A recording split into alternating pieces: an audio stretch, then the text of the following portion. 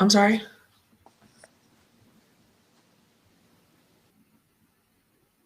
Okay, I'm going to give Dr. Tamara a second. Um, Hello, everyone. My name is Amy Registe. I am the Policy and Advocacy Fellow at SisterLove, and today I'm joined by both Dr. Tamara and Rio Perkins, who are going to be having a conversation about gender, sexuality, LGBTQ plus identity, and contraceptives.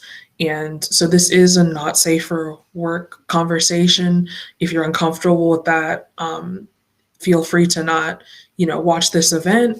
But if you're interested, please stay, and we are happy to have you.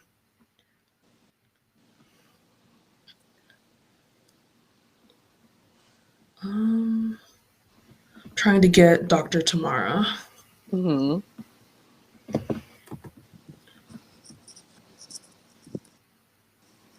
Okay. Okay, you're here. Hi, Dr. Tamara. Hi, how are Um, you?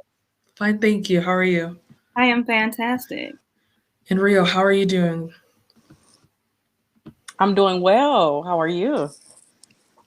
I'm fine. Thank you so much for being here and being in this space with us. So I'm going to start by introducing Rio Perkins. So Rio Perkins is a sexual health specialist with over a decade of professional expertise, an LGBTQ plus activist and human rights advocate. Rio has recently made history by being crowned the first and current reigning MX Las Vegas Trans Pride, as well as the creator of the entertainment brand Ladyboy Diaries Incorporated, which focuses on dismantling bias, social norms, and uplifting disenfranchised voices through various artistic outlets. Thank you for being here, Rio.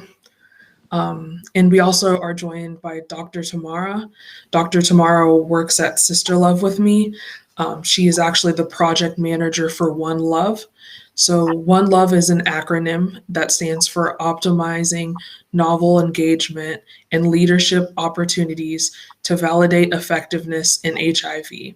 And so, through this initiative, Dr. Tamara spearheads several innovative projects that are designed to shift the old HIV prevention paradigm of risk, disease, and death to a more sexual pleasure um, focus. And so, thank you so much to both of you for being here. I'm going to pass it over to Dr. Tamara. Thank you so much for that amazing intro, Amy. We appreciate you for putting this together. And we are just so grateful that you have decided to, take on this challenge and have this conversation. Like Amy said, it's about to get real in here. So again, I want to echo the disclaimer. We're going to talk about all things sexuality, relationships, of everything, because that's just how we do. We're going to keep it real, and we just want to, put that disclaimer out there. And so, again, I just want to say thank you, Rio, for joining us tonight. We are saying Rio tonight, right? Just let me know, because I know how you like to switch it up. Make sure that I'm being current in how you're doing it.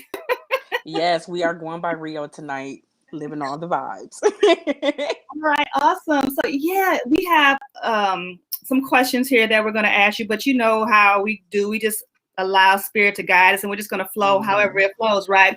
And so let's just jump right into it. You ready? Absolutely. Let's do this then. All right, so yeah, just tell everybody who you are. Just give us a little bit of history about Rio and how you evolved at this space that you're in today, my love.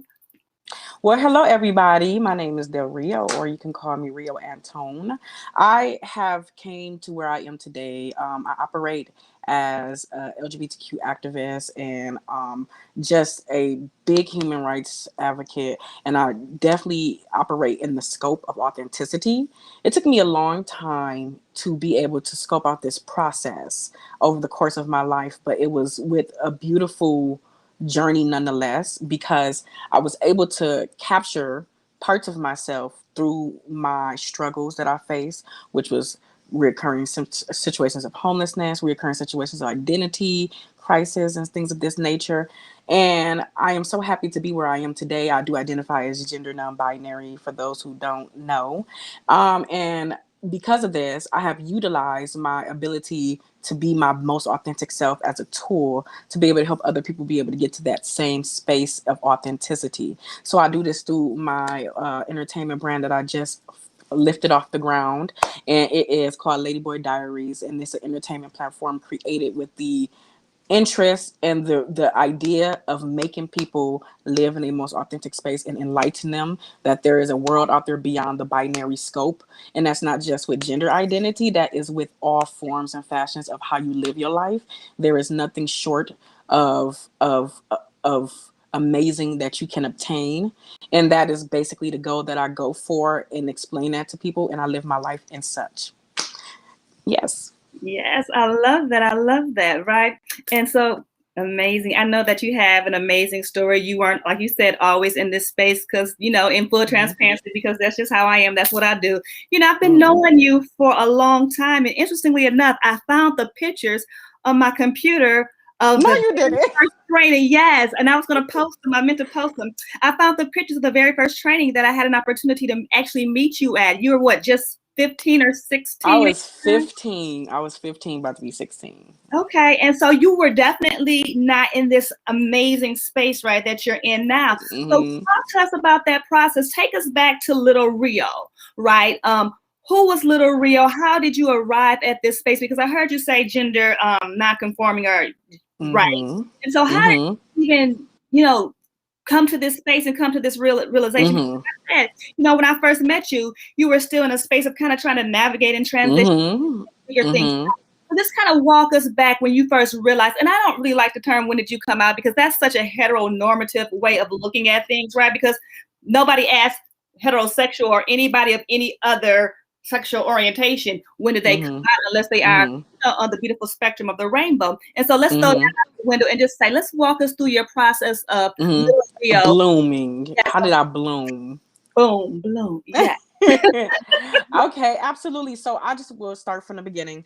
I want to say at age 15 is around the same time that I actually started to work. Right before I started, months before I started working as a sexual health peer mentor with the Eurocenter organization in Flint, Michigan. I had just, at the time, thought of myself as coming out of the closet and as just a homosexual gay boy. And I grew up in a very Christian household where it was very Baptist. So the ideologies trickled all the way through my head, all the way before I even decided to have a coming out moment. And the idea was, oh, I'm going to be disowned. The idea was that my family is not going to love me, or they're going to think something is wrong with me.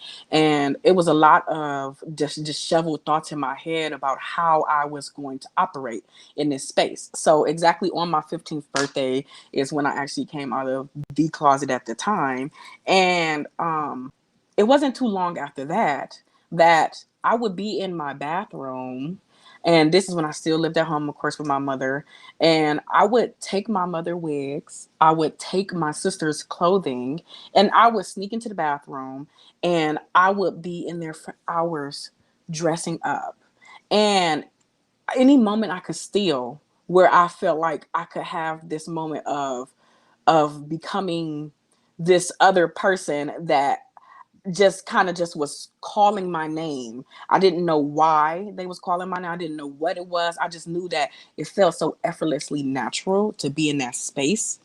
And I remember where it would be maybe like 30, 40 minutes of time where I would be at home alone when I came home from school.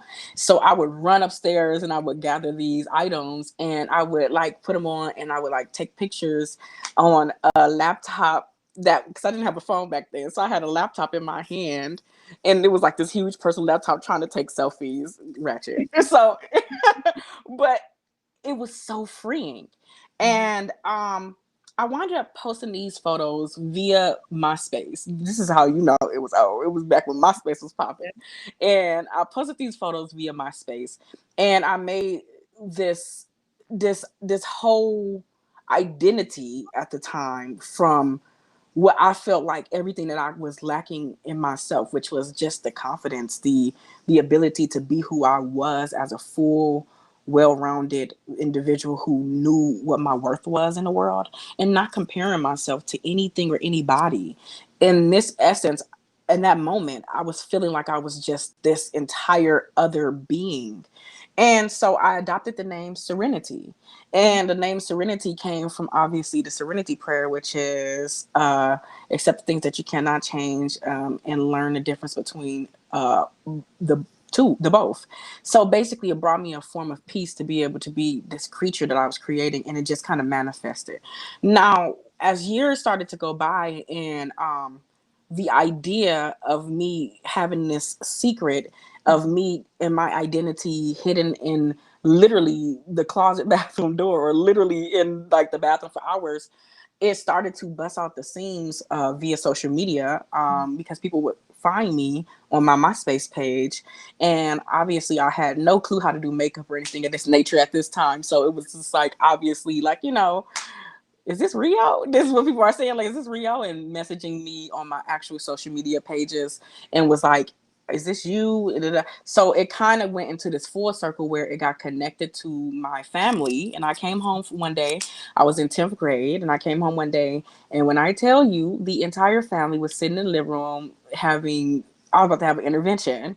And the pictures is on the screen of the computer of me that's plastered all over the internet, and then my whole family is sitting here. And the conversation that my mom first said, because she was trying to, she was what I can applaud is that she was always trying to come from a place of love. So she looked and she said, Rio, she was like, there's these pictures on the internet that looks like you. And I have never ever fibbed to my mom and never lied, but I did that day. I was like such a terrible liar. I said, "Oh my God!" I was like, "Who is that? That's crazy." And then as she's going through the pictures, it's becoming more and more undeniable that it's me, because I'm like literally in our bathroom. And she was like, "Wow." She was like, "So this person that looked like you has the same outfit that I have, and the same shower curtain that I have. That's crazy." I was like, I know. And it was just like a moment of silence. Mhm.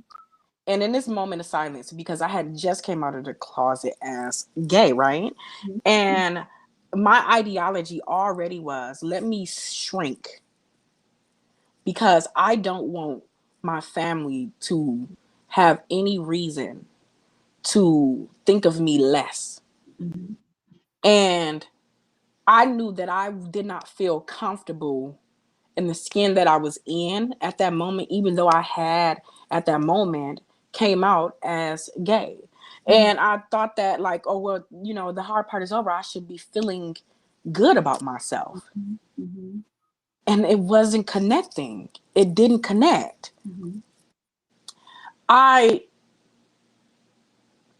took that moment where my mom paused and she said, is this who could this be? She was waiting for me to say it, right? Mhm. And I said, yes, that's me. And woo, shocker. She was like, oh, okay. She was like, this is you. Her first words was, well, do you want to be a woman? Mhm. And at this time, I had not connected with your center. I had not been a sexpert. I had not had the education, and I had not seen anything on television that was documented to let me know what I was going through and who I was discovering. So what I seen was a bunch of people who told me and looked at me crazy because they didn't understand, and neither did I. Mhm. And I said, well, no. I was like, I just feel good, when I do that sometimes. Mhm. And she paused and she just stared at me for a second. And she had to process it. She said, I will get back to you with this. And she left out the house. And my brother, I have a twin brother. My twin brother, who is the complete opposite of me, was very like hyper masculine. And I was very much just like shy and demure and just like tried to stay in the shadows. He said to me, he was kind of angry. He said, Rio, he said, why are you doing this? Mm-hmm. He said, why are you, he said, you already didn't came on. He said, you about to break my heart. He said, you doing too much. He said, you over here acting like a freak, doing the most, dressing up like this. And I had no clue of how to interact with a conversation that was happening like that. It was for the first time me having to actually even see myself fully without the veil of hiding it behind any door. And I feel like the uncovering was like the peeling off of a scab on a bloody wound. And I was just like, so I was internalizing these things. So I did for a long time try to separate who I was from who I thought people wanted me to be and still try to be happy. One thing that I feel like created a wedge in between that is that not too long after, I want to say maybe 4 or 5 months after, I happened to go to an event, nonetheless, at a church that I was going to. And I happened to see two amazing people who were professionals in this field. And I was just this like little dowdy kid who was interested in learning about me and also spreading that love to other people. And we were having a class on sexual health. Now, keep in mind, I had not prior had any understanding of what that looked like. So I'm in a church event that I'm thinking I'm coming to come to Jesus moment. And that is where I found my liberation of who I was through individuals, and their names happen to be Dr. Tamara and Miss Bettina. Like it was like magic the way that the connection happened. And the reason why I say that is because here I was just trying to figure things out. And it was one question. I know what the question was that got me connected to working as a peer support, a sexual health peer navigator. Was one question was referring to the body parts of the male body, and one of the questions was referring to what do you call the connection of the testicles, and I said, oh, the epididymis, and y'all looked and was like, how you know?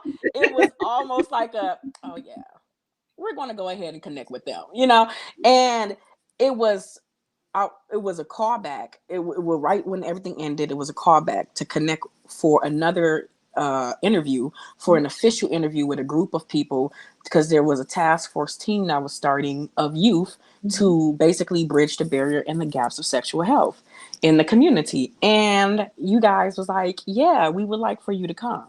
And I was just really excited. I was shocked, and I was like, okay. So I did come. And when I tell you, the 5 years, I want to say 5 years that I spent doing that project, doing all of those various things and those tasks and just really learning, it was not just me learning how to distribute information to the community. I learned about me in the midst of that. It was almost like a breaking down of the understanding that I am not alone in this idea that I thought like, well, let me Hannah Montana hide one part of myself and only project this part of myself. In this space, I honestly was surrounded by people who, as I continuously through the years grew with these people, both my peers and the professional people that mentored us, became so, I felt so safe. And my expression became more and more evolved. My clothing expression became more evolved. I was still looking like a booger, but the point is I was getting there. And it was a safe place to explore me, and I had the tools to do it. And it just dawned on me one day. I moved across the country. I have fell into homelessness as I was in age 19. And I wanted to just make a big change. And I came across the country with 2 suitcases and a couple of bucks in my pocket, a dream and a wish and a prayer. And I fell into homelessness again. But it was probably one of the best things that had ever happened to me, because while I was here in this homelessness, that I struggled that I was facing, it was almost different. It was almost like a tale of triumph that was beginning to unravel. And I got connected to a housing program that literally was a transitional programming that had me connect to so many various resources as well, that made me even go to an even higher level of understanding of myself, whether it was in confidence, whether it was in career path. And let me tell you how spirit works even more divinely. When I get here to make this change in my life, I just knew I wanted to change something in my life. I get a call from this lady. I swear she was stalking me. She called me and she says, "Hi." She said, "I want to let you know I do not live in Chicago no more. I live in Las Vegas, Nevada." I said, "Shut up. Are you serious?" I was so like ecstatic and shocked. And she said, "I would love for you to come and work with me on a project that is the Dr. Tamara show." It was a radio show specifically tailored and designed to project, to talk, to discuss, and to bridge the gap of information for sexuality, sexual health, and all the connectivities to lifestyle, to make people understand the different intersectionalities and connections of what sex and sexuality has to offer to the world, and basically just to break these barriers. We wind up doing 2 beautiful seasons of this show, and during that process, during this time of me in this transitional living program, it was almost like I was being watered daily. It was like I was breaking from the mold, and something one day just hit me, and I said, "I feel like a woman." I said, "I feel a womanly energy inside of me that I know is so much more than what I have been projecting. And I want to let it out of me and let it free flow and let it fall." So for a long time, I was identifying as a trans. Now, I want to let you guys know the difference of what's going on and what's about to happen, right? I identified as a trans woman. Now, in times current and times, I have learned that I identify as gender non-binary. The difference for a lot of people who may not understand is that I felt as if I was living my life fully in the mindset of a woman and living outwardly projecting the image of a woman, right? Where I thought that I had to be just this very finessed version of what a woman is. And I found out when I moved on my own, I had transitioned from living from these programmings. I had done various great things at this time, and I was living the trans life. And I had called Dr. Tamara at this time as well, who offered so much love and response and connections to help me with this journey that I was in a moment. And I was living alone for the first time. And y'all, I just don't even know how to explain how living alone for the first time in your life, being in silence for the first time in your life, granted me so much clarity that I didn't know I even needed. I was living in a space where I thought that I knew exactly who I was, what I was, and where I wanted to be. And when I was in silence with nobody to help, nobody to put my attention on, nobody to avert my eyes from me, I said, "Rio, you don't know the half of you yet."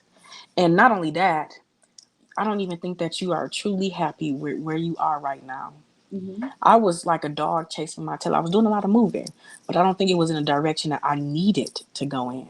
That was divinely made for me, the space that was most authentic for me to create, to evolve, to develop, to envelop. It was very much just going with the flow of wherever the currents was leading me.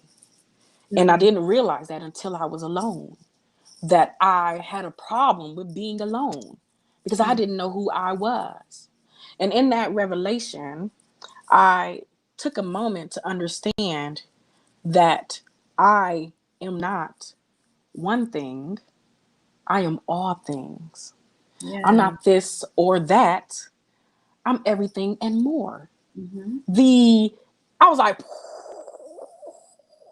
it's like somebody like smoking marijuana for the first time. It was like, it was mind blowing. And I was just shook. And it almost was like, I don't know if you're familiar with any kind of animes like Sailor Moon. It was almost like when they transform and they glow and their body parts start, like the dresses and stuff start coming on. It was very much that energy that was coming over me, and it was taking over my body. And it was just like, you have reached the next level, like you understand how simple the connection of liberation is to your happiness. I truly did not feel free until I decided to be free. Free from the connectivity of social societal biases, free from my own oppressive thoughts, free from the image that is projected of success, free from the reality of what is considered to be somebody who is succeeding in the world. It was these things that I released.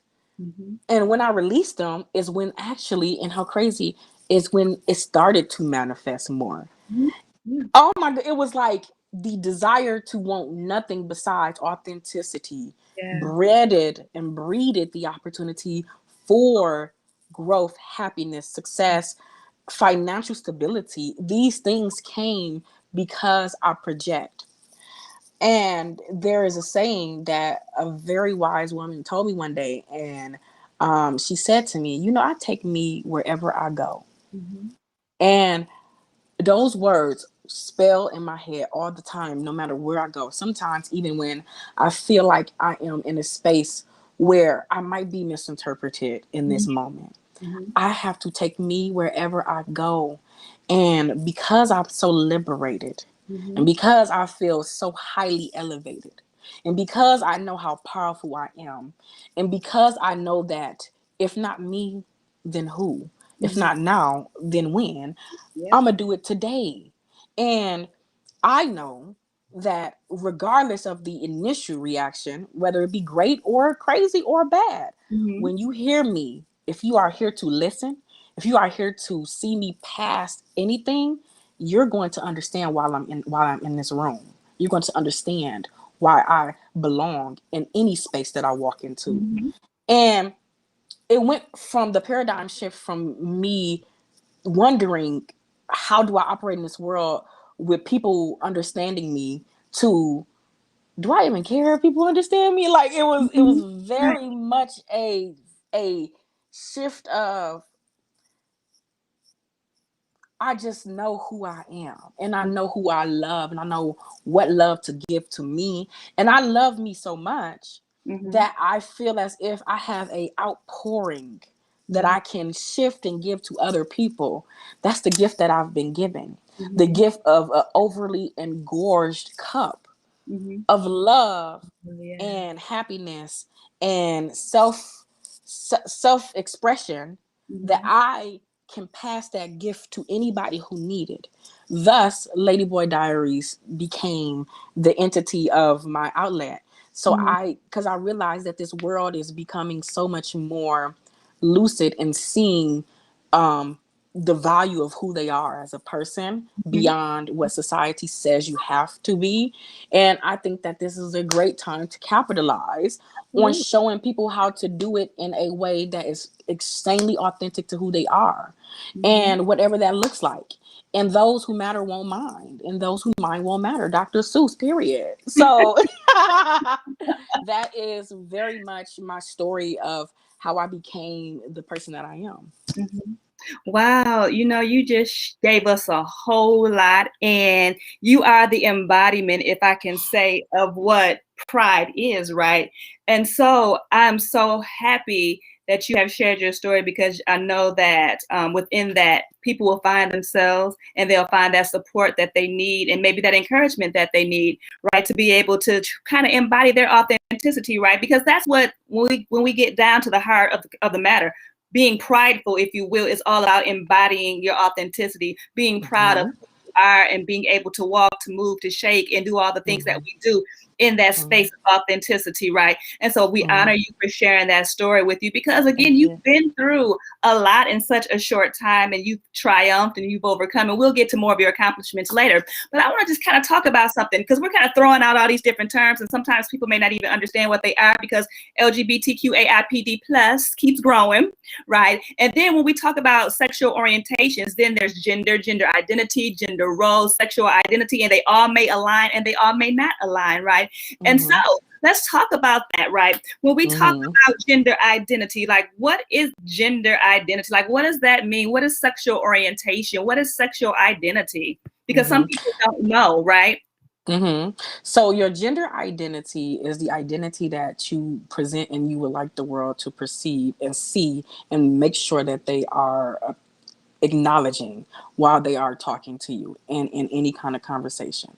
For example, my gender identity is they them. So they them would mean that I identify on the scope of the spectrum of both the intersex of female and male, but in a non-binary scope. So there is no framing of having to put it just in one box. Okay. So the idea of gender or sexual orientation is the connectivity of one's understanding of how they like to have, who are they attracted to, what is it that they like to do when it comes to sexual orientation, of being in bed or having a sexual connection with another person.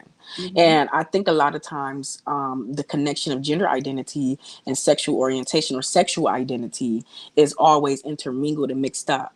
So when somebody is talking, and I'm going to use a great example of recent times of Caitlyn Jenner. Caitlyn Jenner, when she came out as a transgender woman, there was a speculation and an issue of concern, because she also stated that she still is very attracted to women, and she still identifies as somebody who would love to date a woman. And because of this, there was a lot of people who said, well, if you're a transgender woman, you need to only date men, because they go off of this heteronormative mindset or ideology. Now, heteronormativity is the action of somebody who projects the heterosexual ideology on everything that becomes a reality, which makes it harder for individuals to understand when they are seeing something that does not fit the heteronormative scope. And because of these things and these intersections that is not connecting the dots for people, it causes things such as biases. It causes things such as rude, shrewd comments. It causes things like discrimination, because they don't understand or lack the information or intelligence of how to interact with somebody, because the heteronormative way has been the privileged way of our society. It has been the way that we have operated in our full scope. Does that make sense? Absolutely. And you said it so beautifully. People like to put folks in box based on their comfort level. And again, that comfort level is based off heteronormative privilege. Excuse me, Lord, get this together, privilege.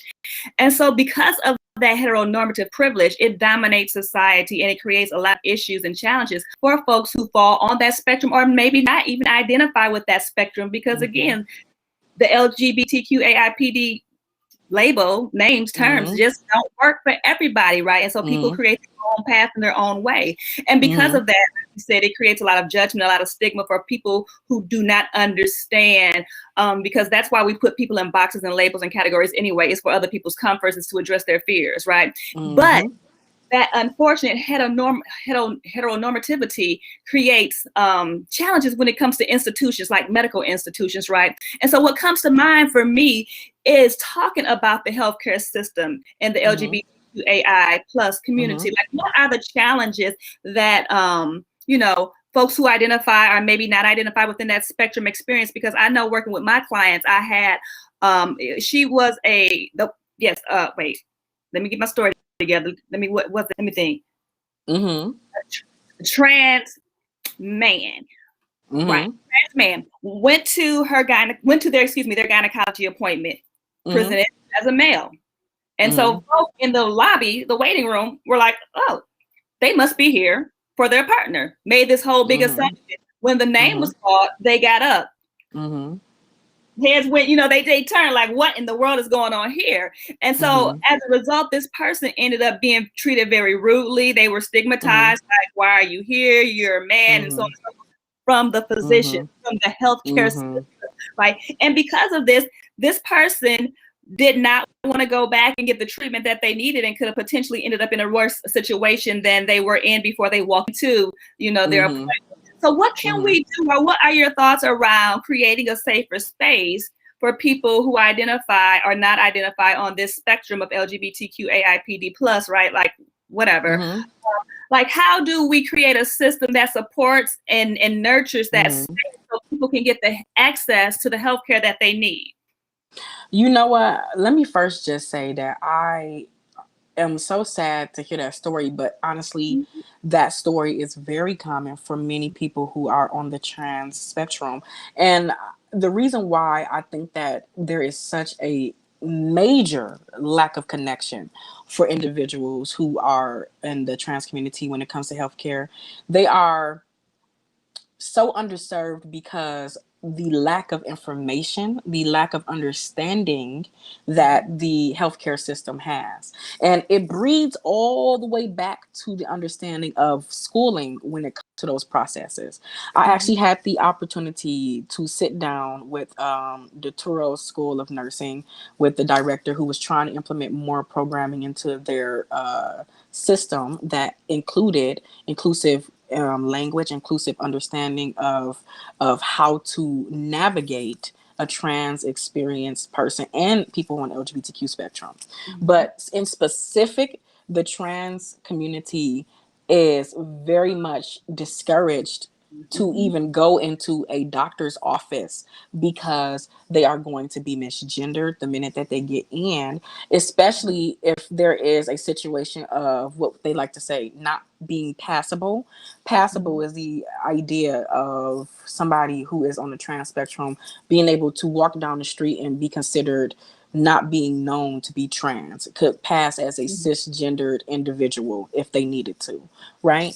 And I feel like these things has caused such major frictions for people. So the idea of how it can be fixed and how it can be worked on is I mean, it's so much to unpack, but it's the reality of it is social competency trainings of knowing how to engage and operate with the proper language and verbiage, with the proper tools and utensils, with the proper reticent energy for someone who is of the trans identity.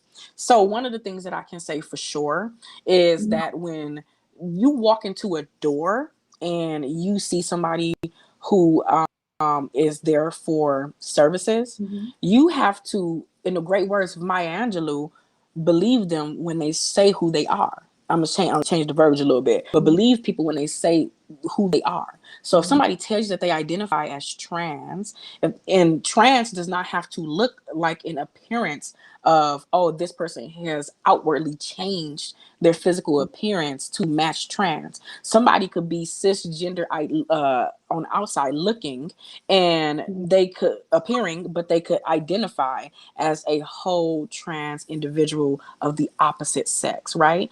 And knowing how to initiate that conversation is one of the biggest ways of extracting somebody from feeling like they are not going to be able to be in care. And it starts when you walk into a door. Here I am walking into a building. And if I walk into a building that is a doctor's office because I'm trying to schedule an appointment for a pep smear, and I would like to connect with the doctor, so I'm in the waiting room, and the front desk receptionist says my first name, that's on the paper, and I haven't been able to get my gender marker papers to be able to change my name, and there's 16 other people in the room, it automatically puts me in a position to where I'm going to be either ostracized or bullied because somebody either looking at me or even recording me for social media, which then can cause me to go home and try to kill myself because I feel like I will never be able to get to a place where I can live in my most authentic space. The immediate reaction of being so vulnerable in a space where you already have to make sure you are receiving services that don't go with what you identify both in your mental space and outwardly is already a very triggering, vulnerable space, right? And then I'm coming into this space and I'm being told something and being bullied like a kid on a playground and ostracized. Would you be willing to go back to this doctor office and see them again? The idea is also knowing how to engage with the proper verbiage while trying to give proper health care to a individual who is trans. And that can go all the way from basically asking the right kind of questions, right? And usually when you ask gender neutral questions about body parts and stuff of that nature, it does breeds an example of connectivity. Or even if you hear the person that is trans telling you how they identify their body part with a certain kind of word, going off of them and using that same verbiage can also help to assist in the process of being able to liaison to a connectivity of health. Because the point is, you are just there to make sure that they feel comfortable first, right? And then secondly, receive the services, because there's no way somebody can receive a service from somebody that don't even understand who they are. They don't even think you to be understanding at that point. They would think like, oh, this person does not have the understanding. And furthermore, most times, and it has been statistically proven that most times there is people who are the trans experience who have to educate their doctors about their body and what they need, which is distracting and extracting from their care and service needs, right? So how am I sitting here in the patient chair telling you what I need? Give me your check then.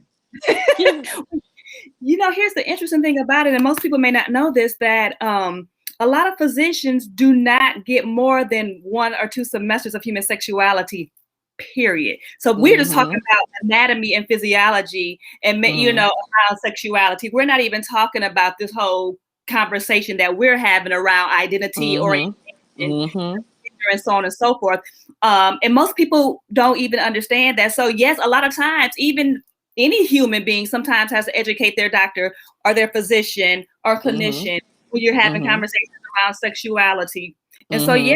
And so essentially what I'm hearing you saying is more training for physicians and clinicians, people in those spaces, human beings.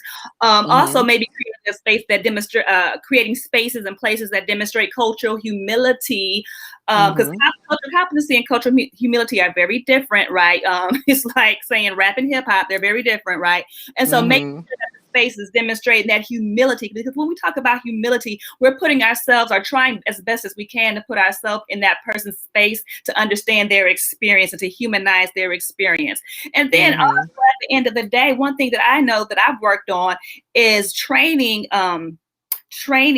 physicians around the space of their own biases, right? And their judgments and how they show up in a room that don't need to show up, because you're there to provide treatment and care, not enforce your opinions, thoughts, and your judgments on your patient, or your client, right? And so yeah, I think those strategies together, and then of course, like you said, the forms, creating forms, you know, for their patients that are utilizing language, right, that makes them feel and feel supported in the space, are definitely some ways to go when we talk about the healthcare system and treating people along the spectrum, right?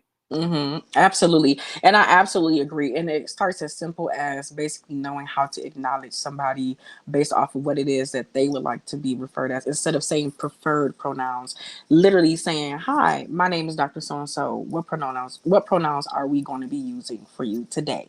you know. And Absolutely. what you're doing is you're creating a space of cohesive, cooperative energy where you're allowing people to be able to own who they are while still being able to be vulnerable enough to receive the services that they already didn't want and don't feel like Yeah. they body should even have to give, right?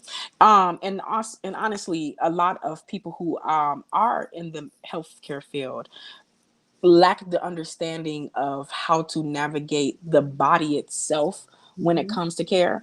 There Mhm. have been an overt rate of malpractice that has happened due to just lack of understanding of how to give the need. So if you can have a transmasculine individual who literally may still need to have a pap smear, right? You need to be Mhm. able to know that this is a service that they still need and know that this is a service that you need to present to them. But not just presenting the service, but going about it in a way that will not startle them because, like I said, this could be a traumatizing situation. So Mhm. knowing how to say, okay, we can probably reschedule an appointment for this so and so date, but let you know ahead of time that we may need to do this at this so and so date for you. So that Mhm. way they can have time to be ready and prepare for this. And you might have an individual who identifies as trans feminine who may have to get a mammogram, but also still may need to get a prostate check. Mhm. And these things are not easy for an individual to just go into a place and do. So you being the person in the line of connection as well as anybody in that office from the minute you walk in will be the determining factor to whether you can help save a life.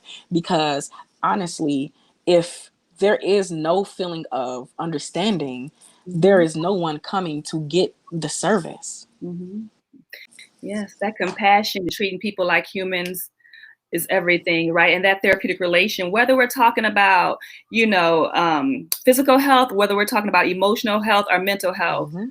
Mm-hmm. that ability to create a therapeutic relationship in a safe space makes all the difference in the world when it comes to Mm-hmm. accessing and receiving healthcare services. So let's take it up a notch. Let's talk about some sex, right?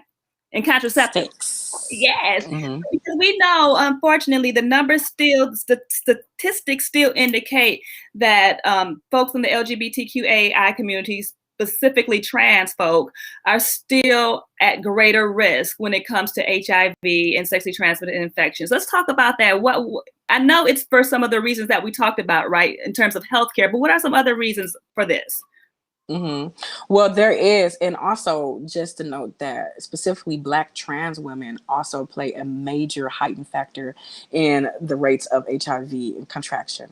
And I think that what it is, once again, is that just statistically, Black people as a whole, and this is not to break it down, but Black people as a whole has been statistically proven to have a lack of resources and understanding of connectivity to care, and people of color as well also being in that category as just lacking processes of understanding how to receive and where to receive care. So I think that the connectivity of it is the lack of understanding of how to initiate the understanding of safer sex, because there's no such thing as safe sex, just safer sex, right? And the Mhm. understanding of knowing how to navigate your body, knowing how to delineate between what is a situation that is a healthy situation for me when I am engaging sexually and a situation that isn't. Knowing the resources that's available to you in your community that can connect you to be able to understand who you are. And Mhm. these lack of things, because these are usually in gentrified urban areas most times, can Mhm. also play a major role. Lack of resources oftentimes creates and breeds chaos because you have nobody to look to. And not only this, but also just lack of connectivity in the mainstream of it all. For a Mhm. long time, up until recent times, mainstream um, LGBTQ plus wasn't mainstream. And Mhm. because it's just now becoming a more mainstream thing, we are just now engaging in these resources and developing, and monies is being put towards the development of programmings, formats, foundations that can create and elevate, right? And I Mhm. think that a lot of times what people lack is a grand understanding of exactly what they offer. One of the reasons why we've seen this is just from a show that was, I think, freaking groundbreaking, which is Pose, right? And that was a great interpretation of the understanding storyline of the 80s and the HIV/AIDS epidemic, right? And it kind of brought a light to the understanding of it was considerably a disease that no one knew about. They just knew that it was happening. Right. And when it was and we ain't gonna say cure, when it was treatments that was developed for it, it was in a disenfranchised way that it was being presented. So there is a lack of connection because there is a group of individuals who may be receiving the services, maybe not receiving the services, and it almost outweighs itself, which causes a heightened rate of disproportionate disorder. And I think that these things, these lack of education, the gentrified ways in which they are presenting resources to communities and not presenting resources to communities, and the people, if you look at the statistics, the people who are having the most receptive need for these are not being presented with the care, right? So these things are, if these things are not going to be met, it will continuously breed a course of chaos. And we as people are sexual beings. Sexual beings and who do not have the proper information can go on left to create more misunderstanding and chaos and connect those dots. Does that make sense? Yeah. I definitely think that the lack of education, the lack of connection, the lack of resources, and the lack of initiative to create or societal programmings to create foundations to help enhance that has been a major issue. And I think that one thing I can say that is beautiful is that we are putting voices to it more often than we did. You know, there's people who've been running this game for a long time, Dr. Tamara. And and but you know, one can only do so much. You get what I'm saying? So these individuals who have been in the game for a long time, working to, you know, create effortless connections of trying to bridge these gaps, have done a phenomenon. But I think that it has to take a village in order to change the landscape of how we are going to literally manifest another chapter. And the only way to manifest that chapter is if we decide that we are no longer going to subjugate an individual group of people from receiving a service, or going to only make sure that this service is first presented to this individual or this group. And it is never to add the context of racial structure, but racial structure plays a major role.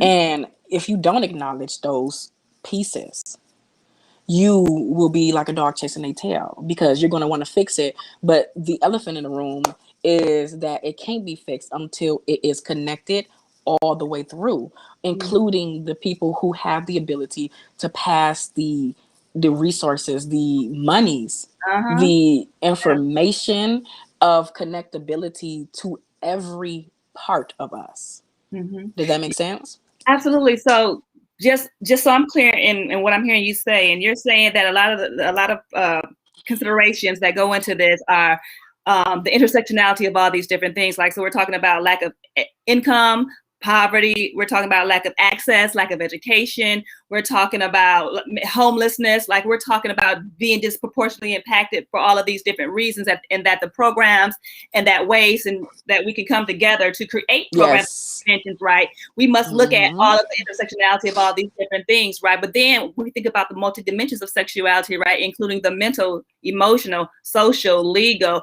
energetical, ancestral, historical, biochemical, we're talking about the financial, we're talking about the systemic, the medical, but institutional dimensions that we have to all come together across all different intersectionalities, right, to create kind of programming and the powers that even political, right? Because when we think about political and how that, and legal and how that affects, you know, access to services and our Absolutely. as a whole, because at any given time we're residing in any of those dimensions that I just mentioned. And so, yeah, the programs that we create have to look at all of those dimensions and the intersectionality of all those dimensions, race and religion and all of these things, right? Because we're total beings in that way. So let's talk about, I want to shift a little bit to talk about, let's see, what can we talk about? When we talk about the influence that you've had, right? Because you said that we've had people that have been in the game for years. And when I think about somebody who's influenced me, work I do is Dazon, who is the phenomenal, this innovative leader of SisterLove, right? She comes to mind. And then there's folks like Bettina Campbell, who is the, leader of your center, and all these other people, Patricia Knowles, like all these other people, Phil Wilson, like, who have been voices in this community since this epidemic has like kind of hit mainstream, or however we want to say that, right? But now we need fearless young leaders, right? Because I'm not young. I like to think I'm young, and I might look a little young sometimes, but I'm not, right? Because I started in this field. I've been in this field for over 30 years, right? And like you said, I've been doing the work, and I will continue to do the work. However, we need new, young, innovative folk who have the ability to whole digital space, right? This virtual world, and who can come up with these amazing creative ways to kind of bridge the gap as the older, those of us who've been in this fight, this struggle for years, as we kind of transition on to do other things and and retire and so on and so forth. And we need to be able to bridge that gap, between the older and the newer. And you're doing that, right? You were just recently crowned. What were you crowned? Say it for me, because you always mess up. Mixed Las Vegas Trans Pride. There you go. All of that. So how are you using that platform to create a voice, to advocate, to encourage, to inspire?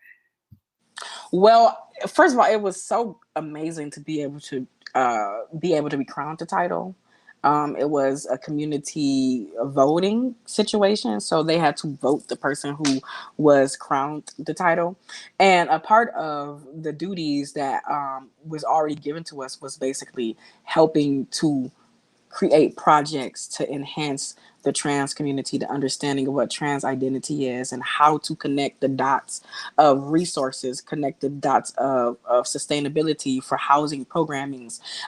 Because a lot of people who do not understand in the trans community, there is a higher rate of poverty, there is a higher rate of suicide, and a higher rate of sexual assault. So basically, these is because these are vulnerable communities. So one of the duties that I personally told the lineage when I became the crowned queen was that I wanted to be able to partake in implementing programmings, or helping to implement programmings and facilitate these things to be able to help enhance the community with trans housing, trans populations, job searching, being able to teach tools to be able to give them a trade, to be able to understand that life is so much more than having to survive, right?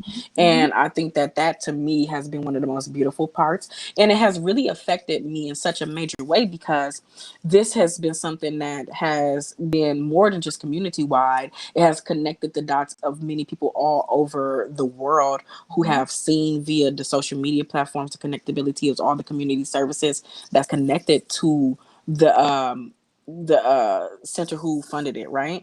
And what it has created a face to something that is always been something that has always been a need, even in the trans community itself.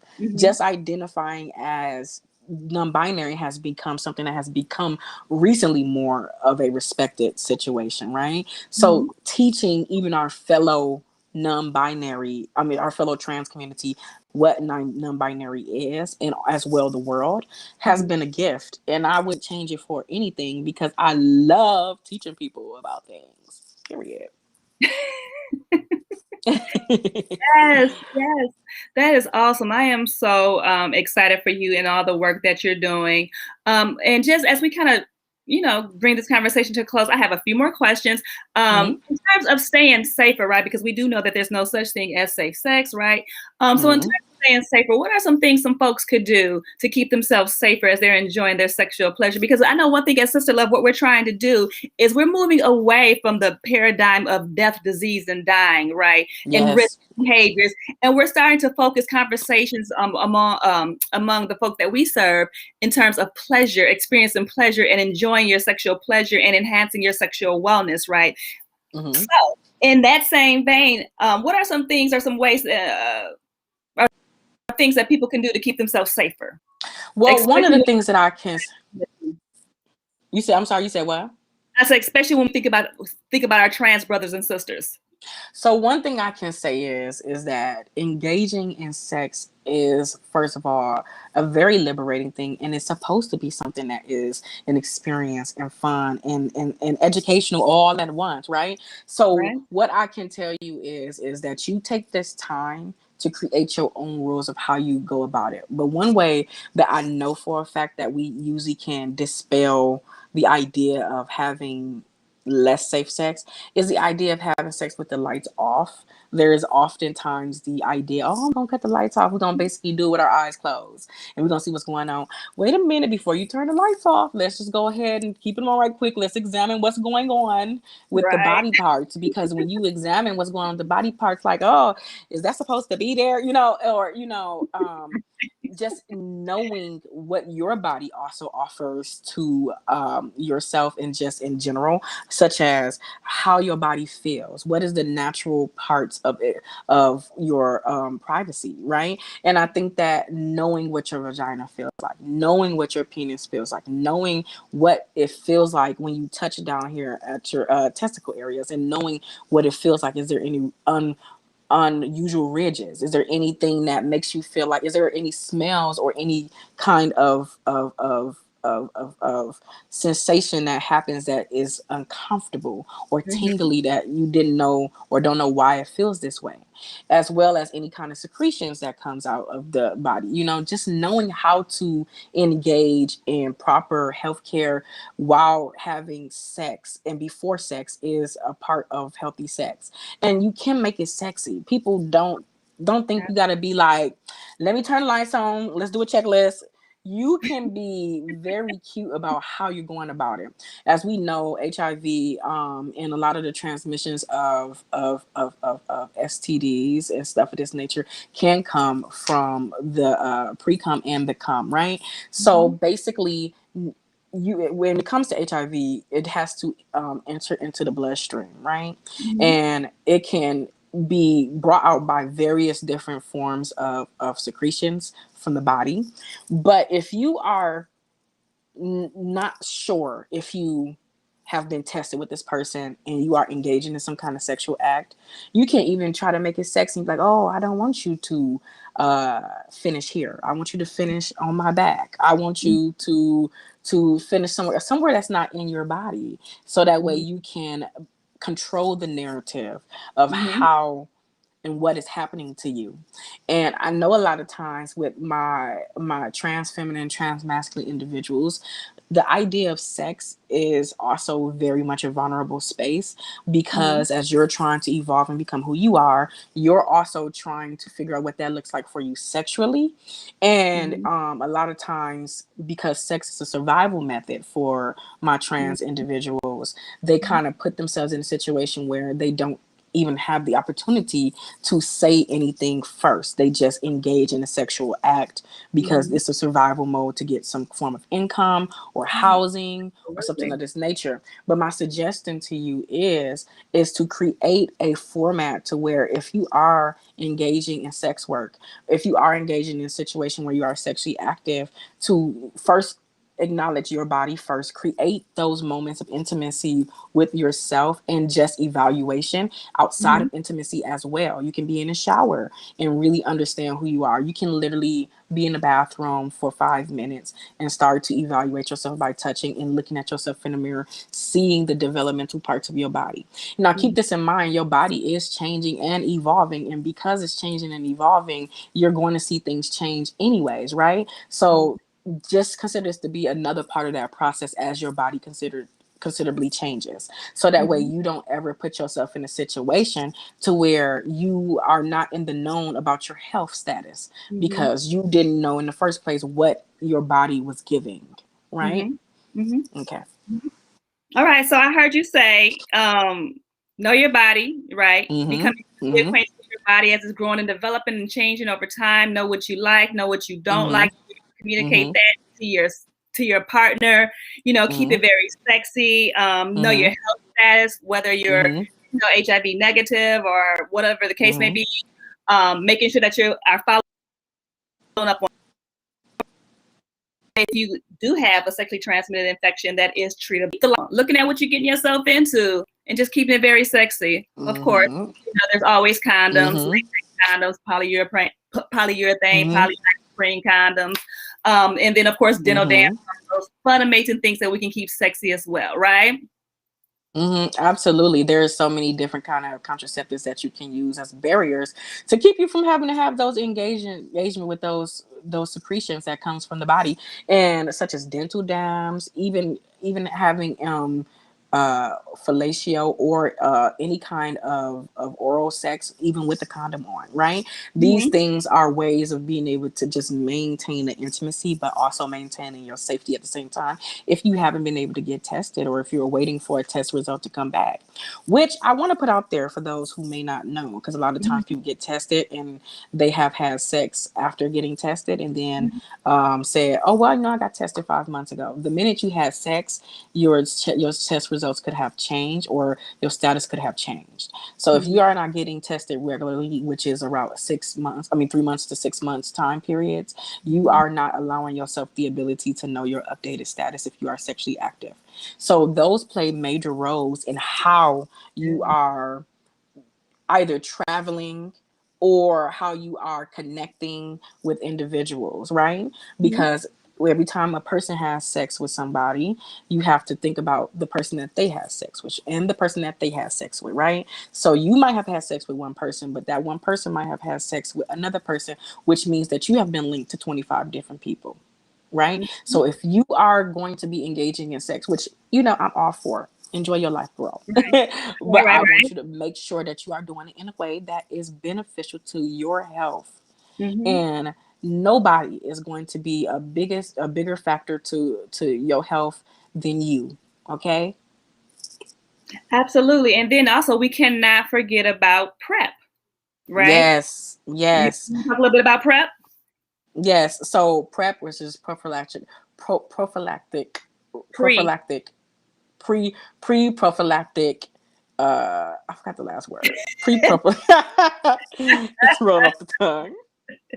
But PrEP is a process that is definitely a useful process, especially if you are engaging in sexual health, right? So the idea of PrEP is to take this pill before you are engaging in sexual care with somebody who is also sexually active as well. So that way there is possibly no transmission of any kind of HIV, possibly transmission and stuff of this nature, to keep you at a safe space, right? But they also have the ability, so if you have a partner who is HIV positive, and you know that they are HIV positive, but you may be negative, the idea of maintaining PrEP as well is also a way for you guys to be able to maintain. And this is the person who's negative taking PrEP. And as long as this person is taking their medication as well, you guys can have a beautiful, long-lasting, and amazing relationship that just can go well. So I hope that right there is very beneficial information as well. Absolutely. And you know what? I love talking to you because you always keep it 100. You share so much of yourself unselfishly, and you're very authentic. You're very authentic, and I really, really, really honor that space in you. And it's been such a joy and a pleasure, watching you grow and watching you, like you said, unfold and blossom into your authenticity. And I know that there's so much more to come as we continue to watch you. So speaking of watching you, right, where can people follow you and find you? Should they have questions? They want to know more about Ladyboy Diaries. They want to book you to speak. They just want some education. Or they just want to be inspired because you post a lot of inspiring information. Y'all listen. Let's tell you something. Well, you all can find me on my various social media platforms. I am under the format of Ladyboy Diaries. I can possibly put that into the chat as well. It's Ladyboy Diaries Inc., which is spelled I'm putting it in the chat right now. LadyboyDiaries Inc. That's Ladyboy Diaries Inc. And you can find me under that username for Facebook. You can find me under that username for Instagram. You can find me under that username for Twitter, and you can find me under that username as well for my website, which will be premiered in August. So I am so big on the idea of creating and launching any kind of person who is trying to showcase their authenticity when it comes to being on the sexual health, the trans spectrum, being on the identity spectrum of life, and trying to navigate this and show an enlightened way that is not really known to the masses. That is what my brand is all about, in very artistic ways, whether that be through singing, poetry, whether that be through makeup artistry. I utilize various platforms, and I operate in a place of cooperation. I'm a cooperative project. So if you want to do a project with me, please contact me on any of my social media platforms. You can reach out to me via my email as well, which is ladyboydiariesinc@gmail.com. It's the same thing, just at gmail.com. And I would be so ecstatic to work with you all. I do public speaking events, like I said, as well. So if you need somebody to speak on the ideology of life liberation, sexual health, human rights, or even homelessness, advocacy and stuff of this nature, hit me up, because I'm your lady boy. I know that's right. Period. Listen, my love, I am so proud of you. Like, I'm just over here like, yeah, that's my baby. But again, on behalf of SisterLove, I just want to thank you so much for taking time to educate us and inform us and help us to see things from a different space and a different light, because you bring just such an energy to the work that you do, to just this field. You bring a passion, and I am so honored, to share this space with you, because, like I said, just to watch your transition, no pun intended, but just to see your growth and to see you unfold into all your authenticity is such a joy and an honor and a privilege to be able to serve you in the ways that I have. And so we thank you. When they asked me to facilitate, when Amy specifically asked me to facilitate this conversation, I was like, oh, I already got somebody. Like, you have somebody, because if you don't, I know exactly who we can bring on to shed a light on such a very challenging and misunderstood, and stigmatized topic. I knew that you would bring it to our audience in a way that was very digestible, very fun, very, real, but also very educational and very purposeful. So we thank you for sharing yourself with us this evening. Absolutely. It was my absolute pleasure. You guys are doing amazing work, and y'all are doing amazing jobs out here. I have heard nothing but amazing things about SisterLove. So I am just honored to be a part of any processes that y'all have going on. Thank you. And I know that as we wrap up, I was just going to say, who wants to say something? Yes, I did. So thank you so much, Rio and Dr. Tamara, for being here and having this conversation and sharing space with us. Rio, specifically, your story is amazing. And as a cis Black woman, I have so much more to learn about the LGBTQ+ community, and I appreciate you explaining what genderqueer means to you, because I know that it means different things for different folks, but I really liked getting to know what it means to you. Thank you for reminding me that I need to catch up on Pose, um, and talking about the fact that safe sex doesn't exist. It's just about being safer. And, you know, the conversation you had about discrimination in healthcare is really important because I believe it's on all of us, like cis people, to do better and to prioritize trans and non-binary people and just LGBTQ plus people in general to make them feel safer in these settings. Dr. Tamara, I want to thank you for doing an amazing job facilitating this conversation. You asked so many interesting questions, and thank you for bringing up all of the different isms of like racism and classism, but also talking about things like homelessness and religion and spirituality and how they intersect and impact people.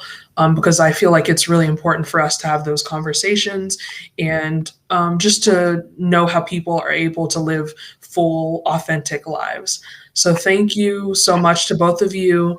Thank you to everyone who watched and learned with us. We had about 60 people viewing this important conversation. And even if you only popped in for a minute, I know that you walked away with some knowledge that you didn't have before from Rio and from Dr. Tamara. So I just wanted to let people know we will be having another Pride event on June 16th at 1 p.m. Eastern Time.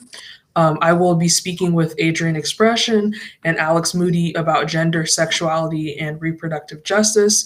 So I just wanted to let everyone know about that. And we hope to see you there. Thank you so much, Dr. Tamara, Rio. It was amazing meeting you, Rio. We've been interacting over email, and it's just nice to see you. Love the eyelashes, love the lipstick. Stop. Exactly. Exactly. So thank you so much. Thank you, Dr. Tamara. Pleasure. Did an amazing job.